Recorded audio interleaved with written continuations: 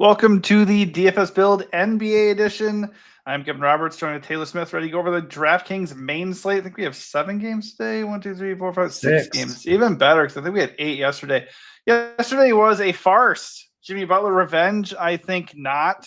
Cameron Payne, by the way, 30 minutes, 3 shot attempts. What the hell was that all about? A lot of really good chalk in theory, just absolutely busted. Just was not a good night. It was not a good night. That said, we still had some people hit in our Discord. So if you need some extra help, come over. It is free to come chat, share your lineups, talk strategy. And of course, you can hit up our Patreon to catch all our core plays for NBA. MLB is here tomorrow. We'll be doing a video for that shortly. We even have picks up for MMA and UFL. So if you want to get an edge and get some strategy and some picks, come check out what we have to offer. Really reasonably priced packages. So don't miss out. If this video helps you in any way, please give it a like. And also subscribe to our channel so you do not miss future videos. Both those things also help us out quite a bit. So if you are a regular watcher and just simply don't subscribe, doing that helps us out. All right, let's go over each position. Starting at point guard, Luka Doncic comes in with a $12K price tag and a 56-point fantasy projection. That sounds cool, but with LeBron back, I'm not super into it, especially now that we heard that Jokic moved from doubtful to questionable. What are you doing with Luka? I will be playing a lot of Luka. I will be playing a lot of LeBron. I will be playing a lot of Halliburton on this slate. And currently I have no Nikola Jokic at all. So that's not very comforting. And it'll probably change. I'll probably force in some Jokic, but Luka projects better than Jokic now that Jokic is in. It's a good matchup against Indiana, a game with a pretty high total. Should be a pretty good pace. Luka is expensive, even with LeBron there, but we have money to spend. There is a lot of value on this slate. There could be more, probably will be more. So very into Luka, even at 12K. I'm hoping that the Jokic thing should bring down the ownership on the other expensive pieces just naturally.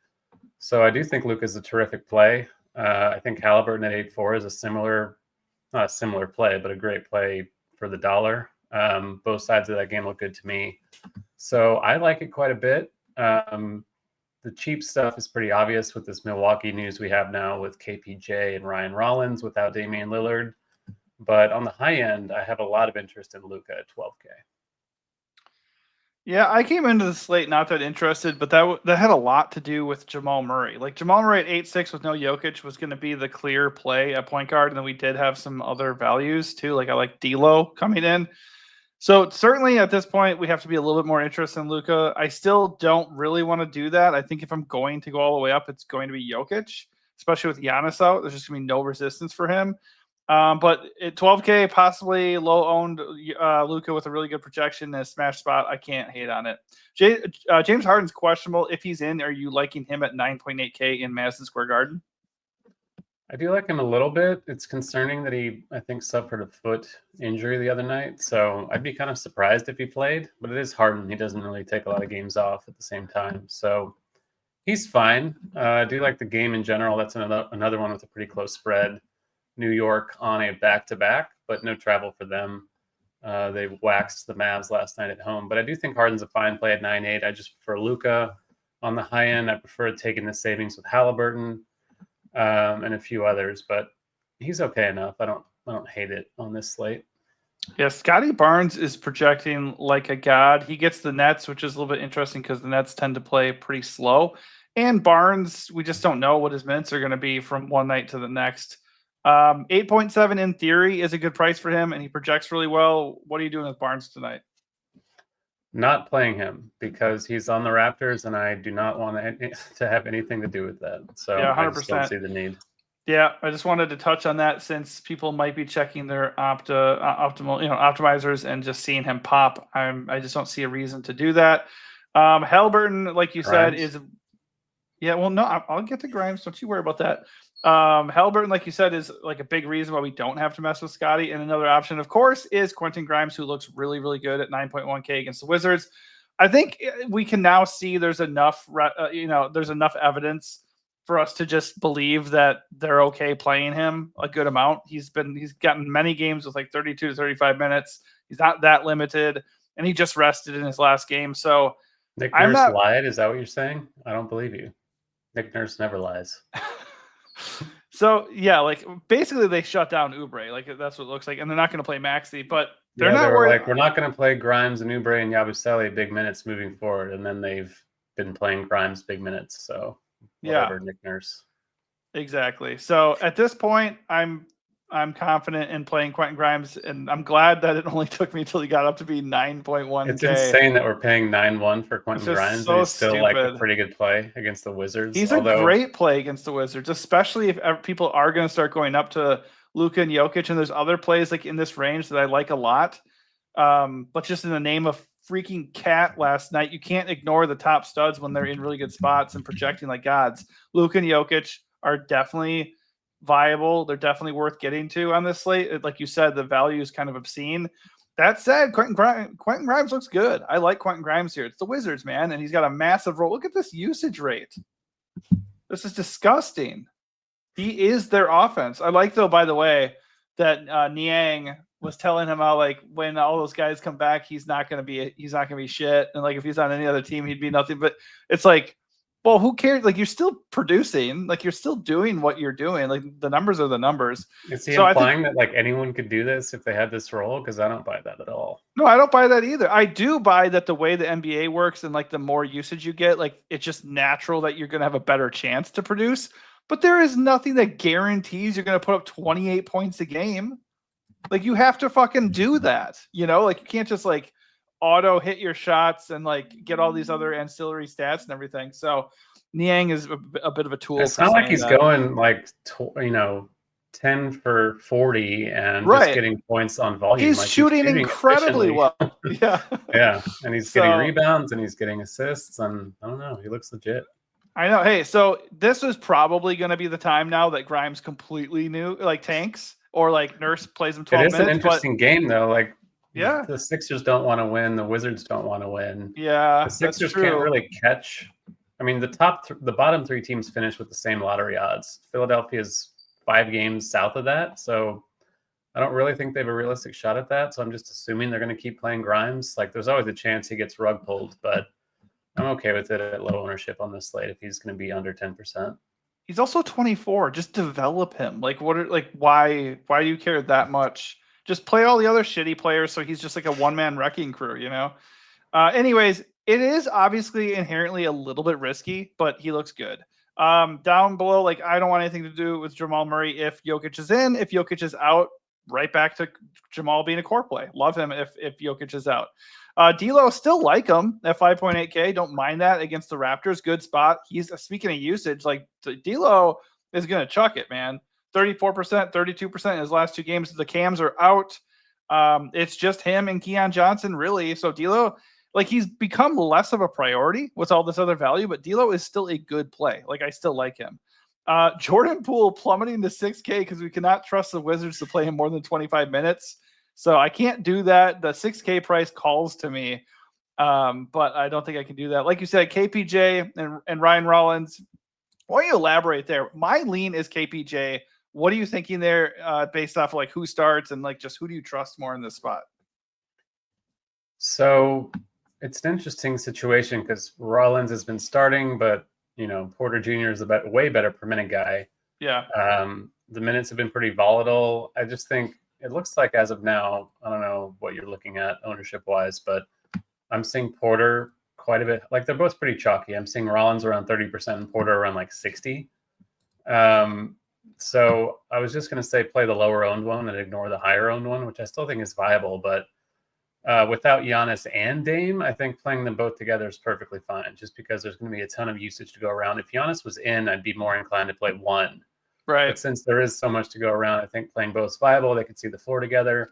They're going to need Porter's offense along with Kuzma. I assume they're going to be the usage leaders there. So if Porter's off the bench, he's still so cheap at 4.6. Like, he can completely crush this price tag. So I feel a lot better about him than I do about Rollins at 4.5 just in general. So I'm more inclined to play him without really caring about the ownership either way. Yeah, 100% agree.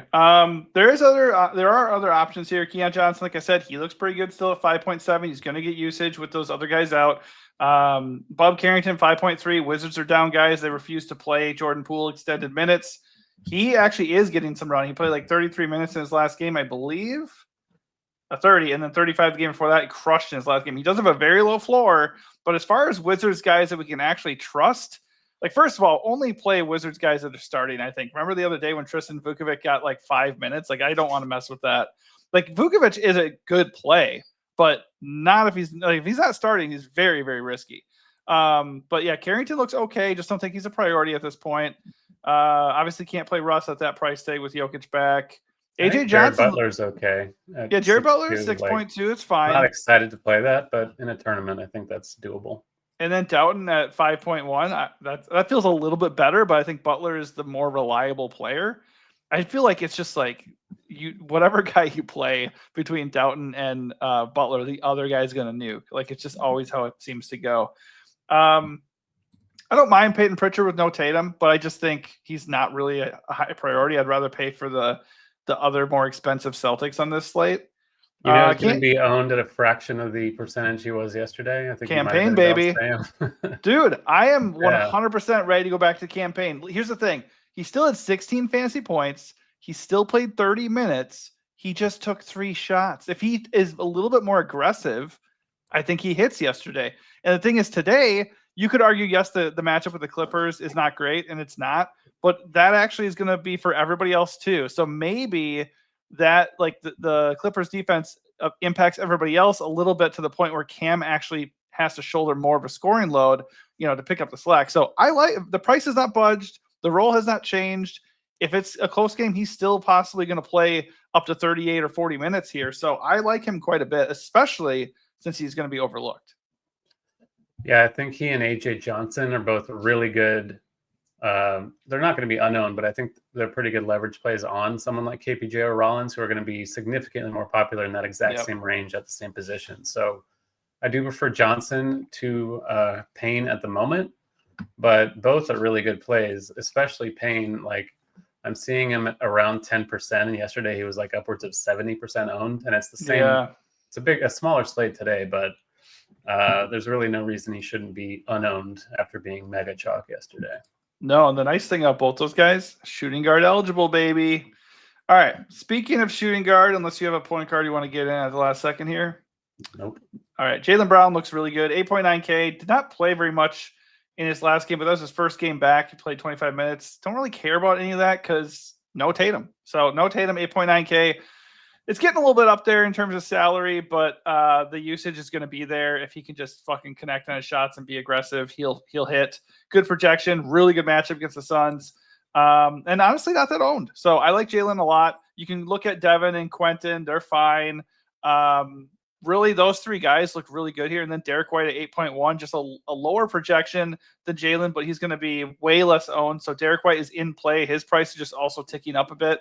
I think it's really going to be I'm going value here, or if I'm paying up, I'm going Jaylen probably.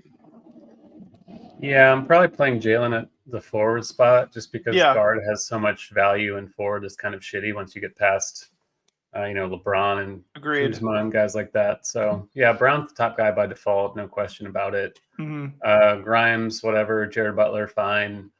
We talked about Payne and Johnson. I think Gary Trent in the mid-4s is a pretty good play now that there's all that usage to go around. Forward eligible too, baby. Yeah. I like to see. Not excited to play Gary Trent or Taurean Prince into I don't mind it. Ownership, but they're good plays. It's a good spot.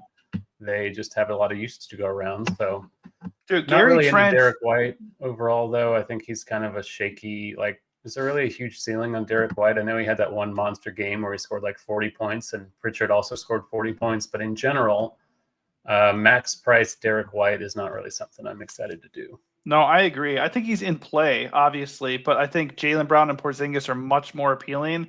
Just have safer floors, higher ceilings, and 8.1 it feels like a lot.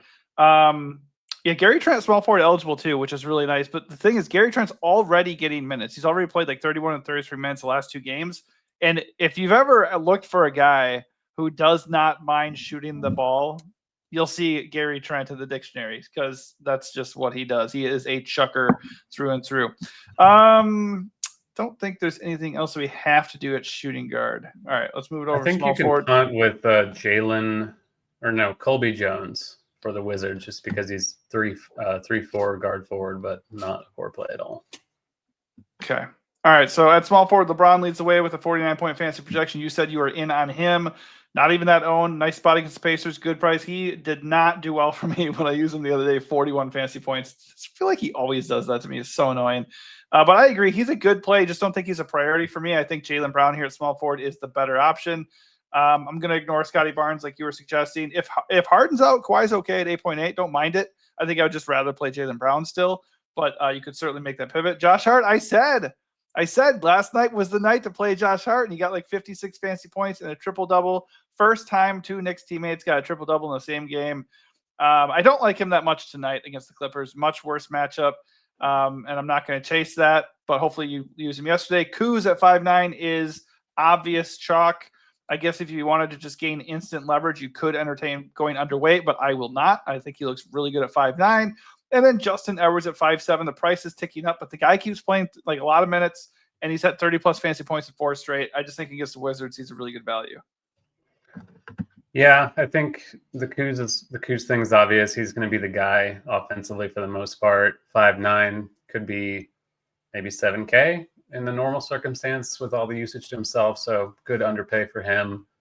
LeBron, I do agree. 10-3 is just kind of cheap for him. He hasn't been great since he came back, but it's Indiana. I don't mind the spot at all. I talked about liking Luka. I like LeBron almost just as much, and he's cheaper. So no issue with that. I do think Kawhi is a really strong play if Harden's out. If he's in, obviously he's not Jaylen Brown in the same range, but I do still like it against a potentially fatigued Knicks team.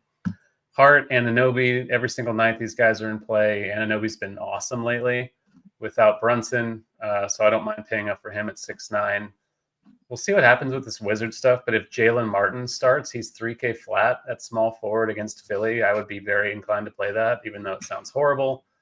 And then on the other side of that game, Justin Edwards priced up, but he's getting a shitload of minutes. They're clearly prioritizing getting him burned down the stretch. He's been phenomenal, getting plenty of usage, 18 shots in the last 2 games, each of the last 2 games. So still a good play, even at 5'7", kind of max price on him, but I don't mind it. Yeah, we talk about this sometimes where like you want to get in on guys before the price ticks up. It feels like he is one of those guys where it just keeps slowly going up and up and up. It's like we would have liked to have trusted Quentin Grimes before it got to the 9.1 range. Like Edwards is going to, I think in a week, he's probably going to be like 6.6 or something. I think his price is going to go way up. So I think it's a good spot to definitely hop on board there. I will mention Ricky Council. He is also getting minutes for Philly. Philly just across the board looks pretty darn good here. And Christian Brown at 6'3", not really the best price for him, but MPJ is questionable. If MPJ is out, I actually like Christian Brown quite a bit, even though he's not going to be a direct priority just because of the price point and all the value opening up. Just think he's an interesting GPP play that nobody's going to be on. It's probably going to do it. We'll see what else opens up at small forward. Over at power forward, LeBron leads the way still. Behind him is KD for 1,000 less. I think KD against Boston's interesting just because nobody's going to be on him. He's been crushing 60-plus fantasy points in each of his last 2 games. And by the way, I agree on the Kawhi thing. Like if Harden's out, absolutely you can play Kawhi. I think I just prefer Jalen, but like you could certainly talk me into Kawhi. Yeah, but like up top, like I'm not feeling it at power forward. I think I'm just going to slide Kuzma there, and Jaylen Brown's going to be my small forward. Like I'm okay with LeBron. I'm okay with KD, and then Kawhi if Harden's out. I just don't really feel obligated to go spend at this position right now. Yeah, there's a lot of cheap stuff. I think with Cam Johnson out, Watford is a pretty obvious value at 4.6. Going to get plenty of minutes. Even if he doesn't start, I have no problem with that against a shitty tanking Raptors team. Watford's a good per minute guy also, and maybe with this Bucks value, his ownership's going to come down. I think he's pretty clearly my favorite power forward on the slate and someone I would be prioritizing in all formats. Yeah, especially if we get to a situation where the Raptors are tanking or something, and then that impacts what the Nets do for some reason, then maybe he even gets more run. But we know Noah Clowney's out, so that alone is going to give him a little bit more burn. Is he? Yeah. Noah Clowney. Didn't see that. Let me check. Am I right? I don't know. I see Day'Ron and Cam Johnson. Oh, Day'Ron's out. I'm sorry. Noah Clowney was out the last game. Day'Ron being out could help Watford too. Like he gets some backup 5 minutes. I don't see why it wouldn't. He's already got a role anyways, but Day'Ron was getting like 20 minutes a game. So if he's out, or he is out. So with him out, I think that is, something to note for sure. Nobody else I'm seeing that I have to get to here. Power forward. I think it's really just because Kuz. Like I think Kuz and Watford look really good here, and this just doesn't feel like the spot I need to spend my cash. Over at center, Jokic suddenly makes center interesting. Jokic obviously is Jokic. He comes in with a kind of timid projection for as far as Jokic goes, but the Bucks don't really have anybody that can stop him. So, man, it's gonna be tough, man, because Jokic is obviously still expensive. He missed a few games. He's coming back. Is he 100%? I don't know. It's tough to get away from Jokic. He looks awesome. I do like him a lot. I'll be overweight on him for sure. Cat is totally fine. Not a good matchup against Zoo. I don't really want to do that. He smashed yesterday. I was wrong about that, but I don't really like him here. Porzingis and Zoo are the first two guys I really get excited about here. Obviously, you can talk all day about Jokic, but not really much else needs to be said. Porzingis is going to get a ton of extra usage without Tatum, and Zoo could also have something similar if Harden is out. Zubac on FanDuel at 7-7. Like center is very, very top heavy there with like Jokic and Cat, and then like all of a sudden the prices just plummet. So 7-7 for Zoo, whether Harden is in or out, he looks really good there. And Porzingis is power forward eligible on FanDuel, which is something you never see for centers like him. So I like him there a lot too. Obviously the main guy, or the main obvious guy that we should not ignore, is Brook Lopez. He looks really good with Giannis out. And then of course, Alexander Sarr projects pretty well, even though his minutes seem kind of limited. I'm interested to see what happens with Lopez. I don't really want to play Lopez into heavy chalk at 6K. Like, I understand that he might get more usage flowing his way, but if the game goes wrong for them, which it really could, there's major risk of failure for the Bucks in this matchup without Lillard and Giannis. Lopez is the one who's hitting the bench first. And if he's mega chalk, I'm like, not really inclined to pay for him into ownership. He's probably the weakest chalk I think we have on the entire slate. There's just a lot else. Like center's not amazing on this slate, but there is a lot in that range. I think Claxton is a straight up better play at 5'9" at lower ownership without Day'Ron Sharp. I think Alex Sarr at 6'3" is a really good play. Miles Turner at 6'4" against the Lakers team with no AD and no real center beyond Jackson Hayes, I think it's a pretty strong play. And then it's hard to trust the minutes for Vukovic, but I do have a lot of him at the moment at 4.3. I'm not sure why he got benched the other day, but if they're still going to play him around 20 off the bench, which is a big if, I do think he's a pretty strong play against Philly, a team without any centers.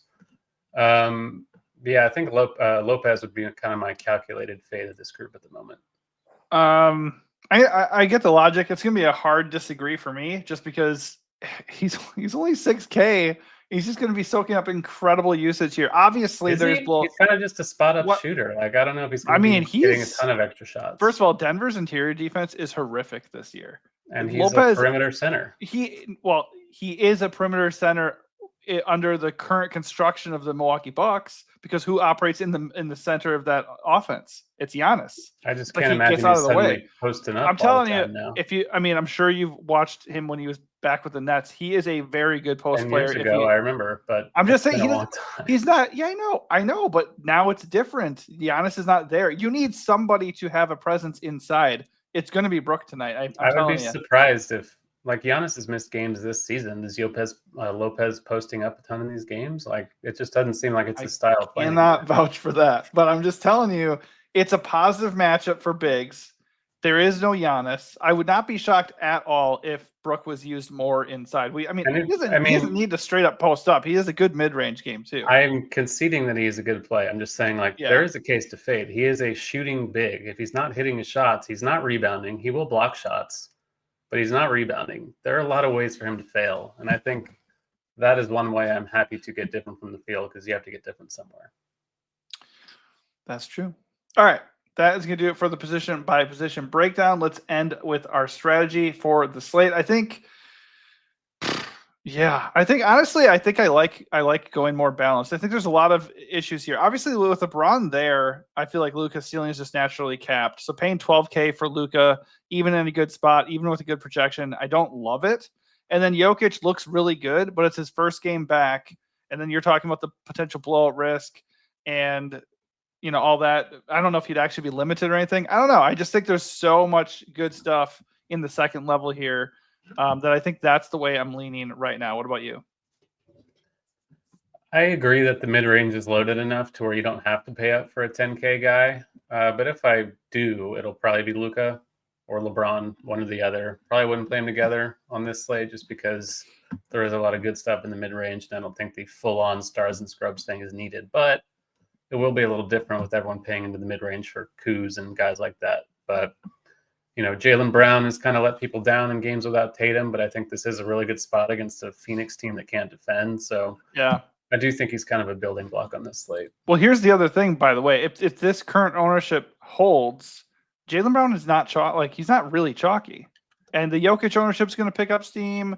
Cat's going to get ownership. Luka might get ownership. So, if people are actually going to leave Jaylen Brown as a 20% own play to close the night, that's crazy.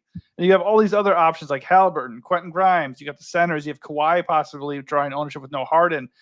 Not only are there a lot of good plays, but there's a lot of good plays that are not going to be very owned. So in my mind, I will gladly eat this cheap chalk, eat the Bucks chalk, and then just play all these mid-range or high mid-range guys that look really good, but nobody wants to play because they feel like with all the value, they have to go get Luka and or Jokic, which, by the way, can't fault anybody for that. You can maybe argue you could try to pair them both, it just for fun, but they do have the best two projections on the slate. It's not like you're stupid for playing Luka or Jokic, by all means. Overall, do you have one flag plant on the night that you feel super, super confident in? I kind of went with Jaylen Brown, so I'll stick with that one. Yeah, I'm with you on Jaylen Brown. That would have been mine too. I think if I'm going to do a second one, it would be Quentin Grimes. It feels not great, finally coming around and committing to this, but Quentin Grimes is not a core play at 9.1K, but as far as a really, really good play in a smash spot and not that owned, he feels amazing. He feels like a really good play. And he's a big reason why I don't feel compelled to go pay for anybody up over 10K tonight. Because I go get Jaylen, I go get Quentin, go get Hallie, and all of a sudden I'm feeling really good about my lineup. All right, that is going to do it for us. Hopefully this helps you out. If it does, please hit that like button, subscribe to the channel, and come join us in Discord. If you want some extra help with your picks, also check out our Patreon. Thanks for watching and good luck.